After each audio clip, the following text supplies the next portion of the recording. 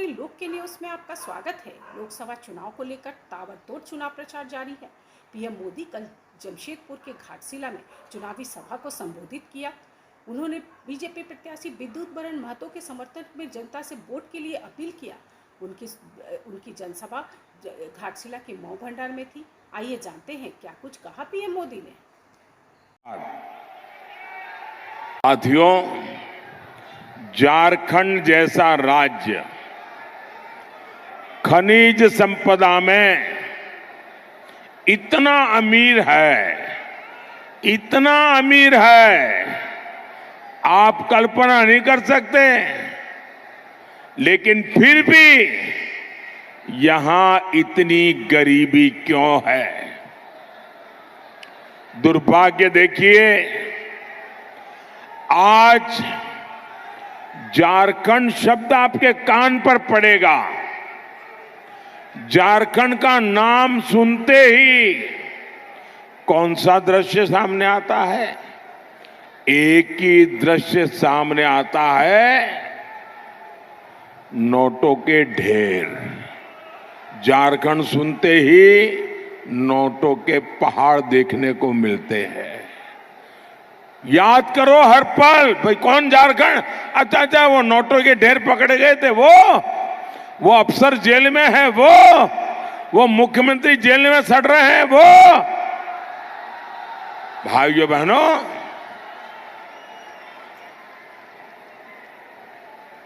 सामान्य मानवी को गरीब रखकर कांग्रेस और झामुमो वालों ने अपने घरों में काली कमाई का अंबर लगा रखा है।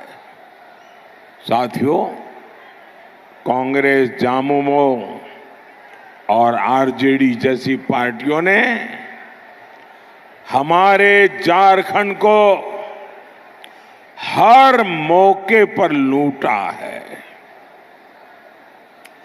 और कांग्रेस भ्रष्टाचार की जननी है।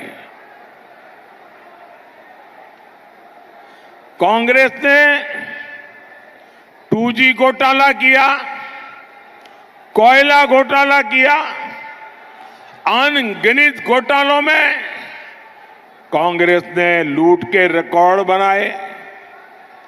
आप आरजेडी को देखिए, नौकरी के बदले गरीब से, जो बेचारा 2 टाइम की रोटी के लिए नौकरी तलाशता था, ऐसे गरीब की जमीन लिखवा ली, गरीब से जमीन छीन भी ली और बदलाव में नौकरी का वादा किया।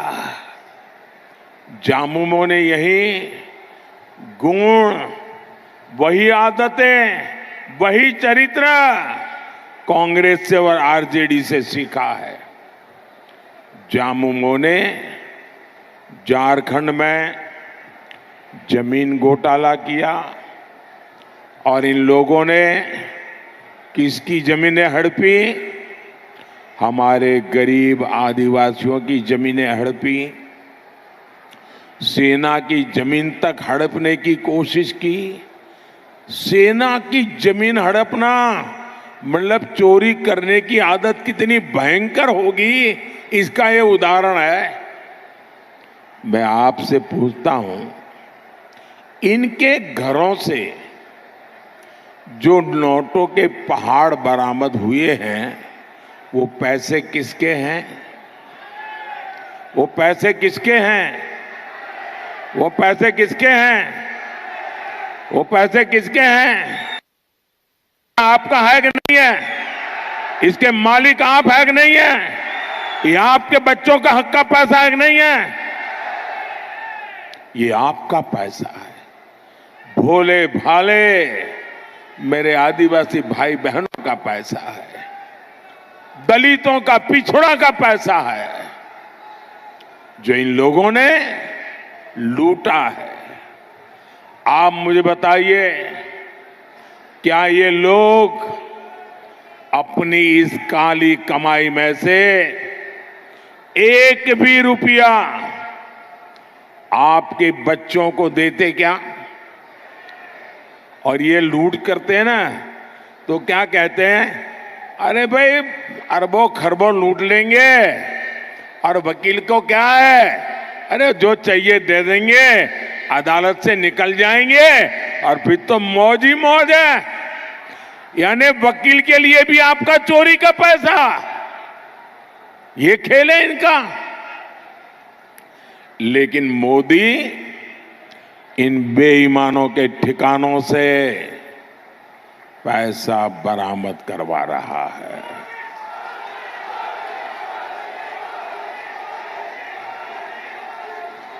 लेकिन मेरे झारखंड के भाई बहन, ये जो नोटों के पहाड़ में पकड़ रहा हूं ना, मैं आपको गारंटी देता हूं, मैं सरकार की तिजोरी में ले जाने के लिए नहीं कर रहा हूं।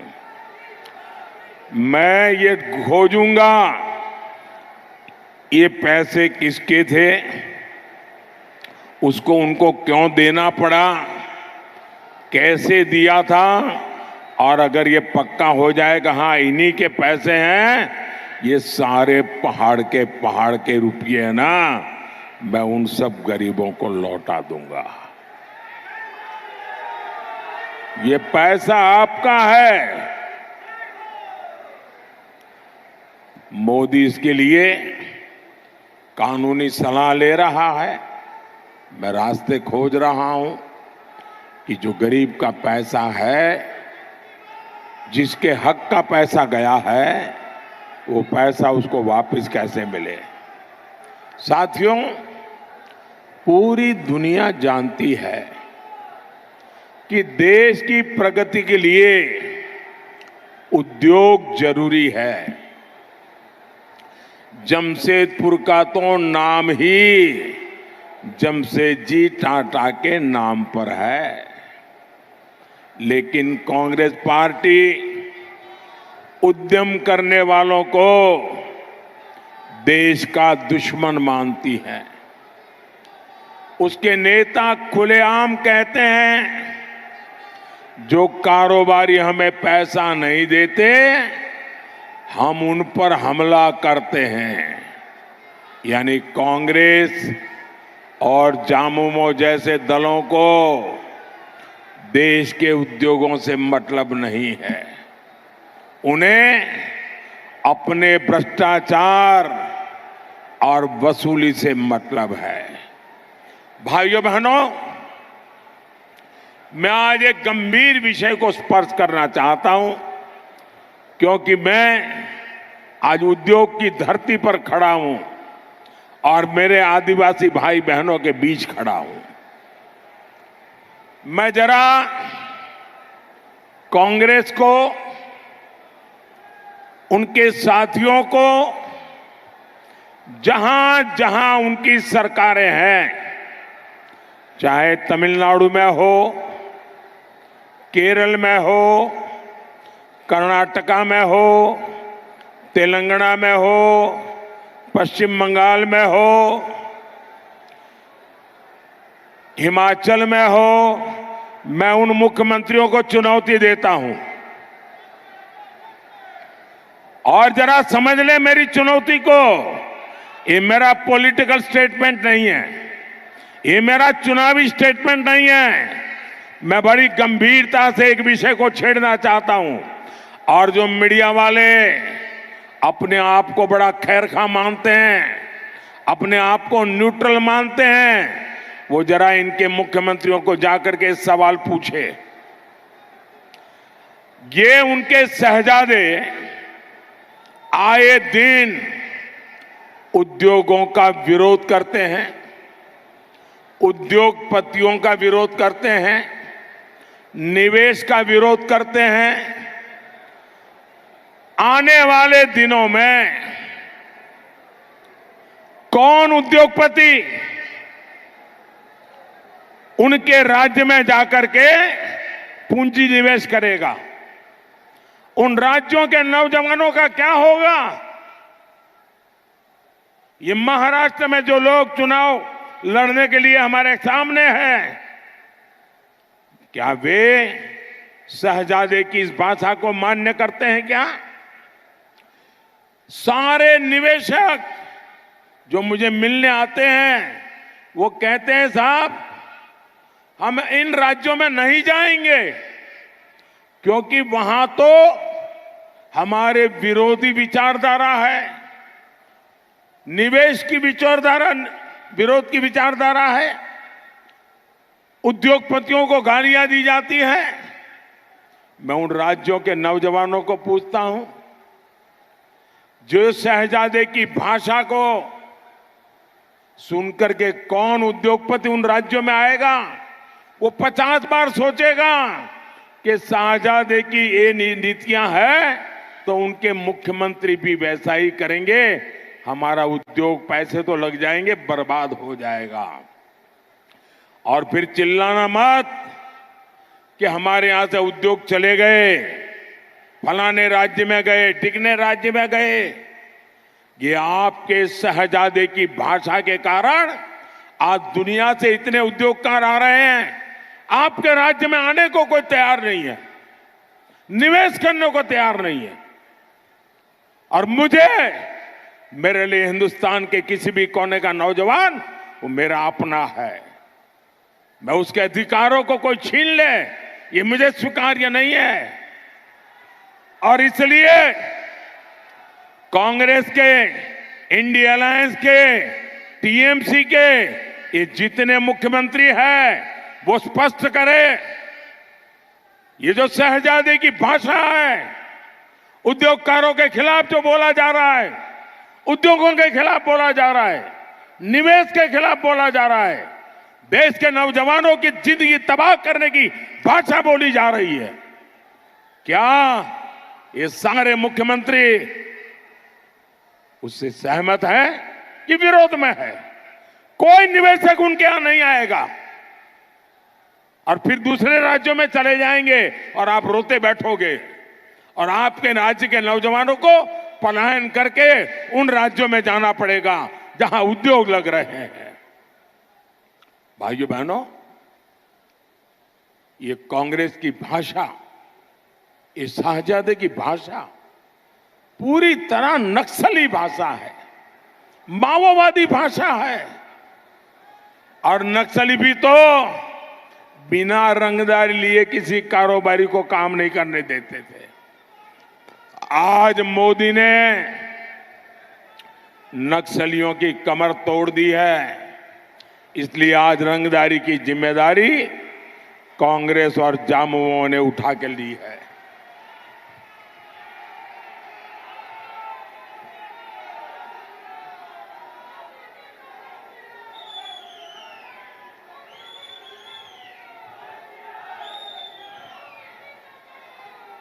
आप मुझे बताइए को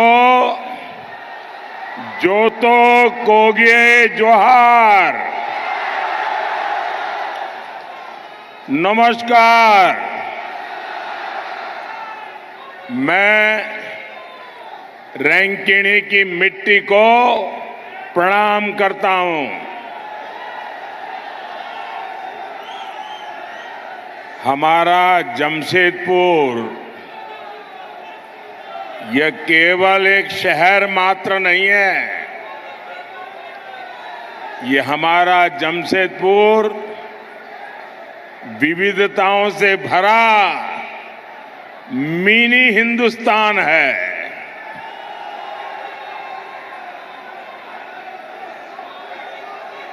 इसलिए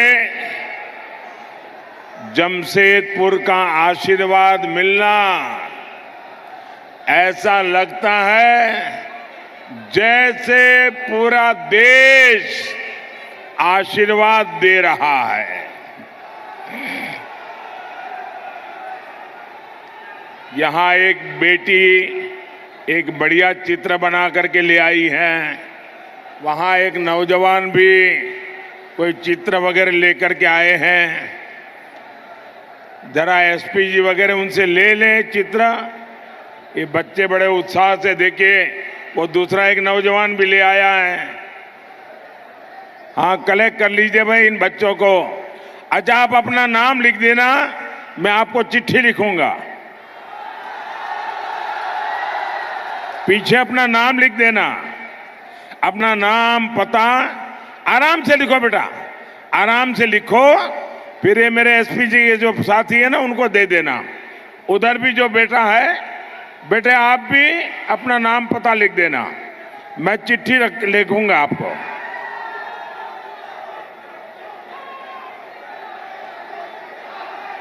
भारत माता की, भारत माता की। आपका उत्साह बता रहा है कि जमशेदपुर में 4 जून को क्या परिणाम आने वाला है। साथियों, मैं बहुत सालों तक भारतीय जनता पार्टी के संगठन का काम करता था और कोई मुझे कहे कि चुनावी रैली है सुबह 10-11 बजे रख लो, तो मैं हाथ जोड़ के कहता था नहीं जी 11 बजे कौन आएगा, ऐसा करो 1 बजे 2 बजे रख लो। मैं जानता हूं 10-11 बजे इतनी बड़ी रैली करना लोहे के चने चबाने वाला काम होता है, लेकिन आज सुबह सुबह जमशेदपुर में इतनी बड़ी जनमेदिनी, ये अपने आप में जन जागृति का एक नया पर्व मैं देख रहा हूं। मैं आपका बहुत बहुत आभारी हूं।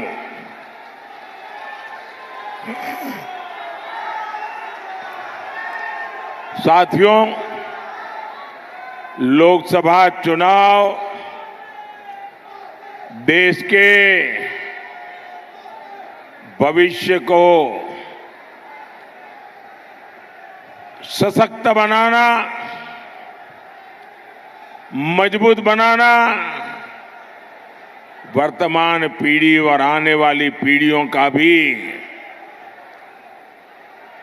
उज्जवल भविष्य निश्चित करने का ये चुनाव है।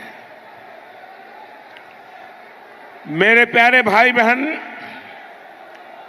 ये देश का भविष्य कैसे तय होगा? मैं आपसे पूछता हूं। चुनाव में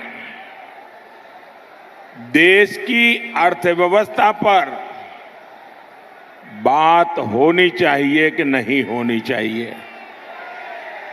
जरा पूरी ताकत से मुझे बताइए। जमशेदपुर के लोग, पूरा देश आपको सुनेगा।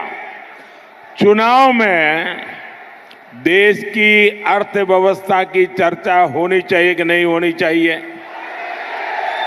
चुनाव में उद्योगों, लघु उद्योगों की बात होनी चाहिए कि नहीं होनी चाहिए? साथियों,